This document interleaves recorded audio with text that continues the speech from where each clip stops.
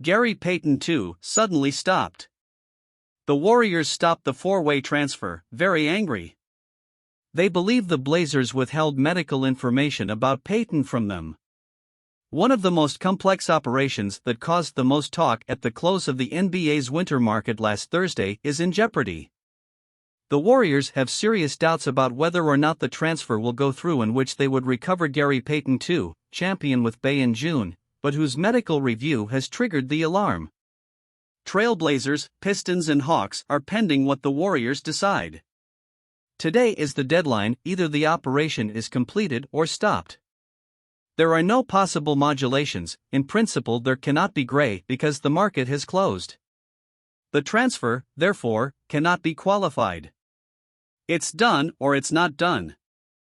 At the heart of the operation, the Warriors recovered Payton II, whose tenacity had been very important to them last season and who, despite serious physical problems, arrived on time and managed to contribute in the demanding final against the Celtics. The guard, age 30, later signed with the Blazers for 3 years and $28 million, a figure the Warriors were unable to match due to its massive luxury tax burden. And Payton II, despite being a much-loved player in the locker room and among California fans, went to Oregon. But then things didn't go well for him. With a complicated abdominal problem, he couldn't make his debut until January 2nd, and he only played 15 games with the Blazers jersey. If he was off his new team and that he was ecstatic about what looked like a consummate return to San Francisco, it wasn't. In a much more difficult operation, the Warriors would send James Wiseman to the Detroit Pistons.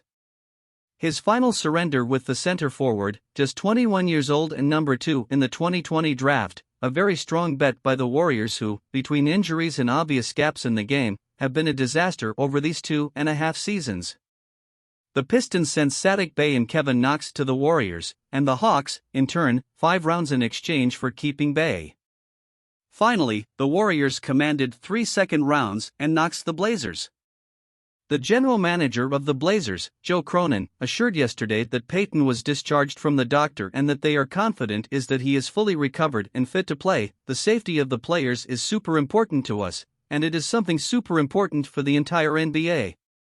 He's been playing, he's been in our rotation, and we were convinced he was playing in full health. He wouldn't have played if we had any doubts or thought there was any risk for him. So we believe we did the right thing and that the process was how it had to be on our part.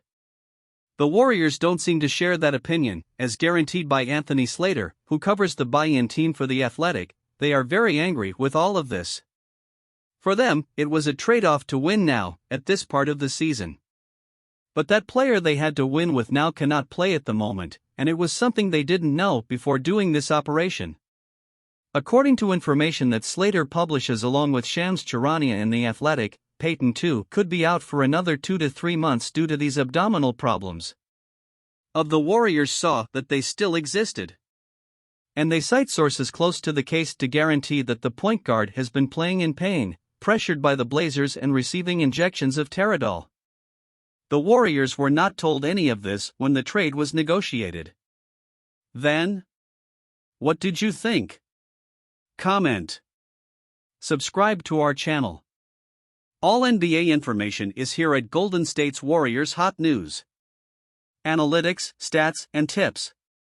Subscribe, like and turn on notifications so you don't miss any of our content.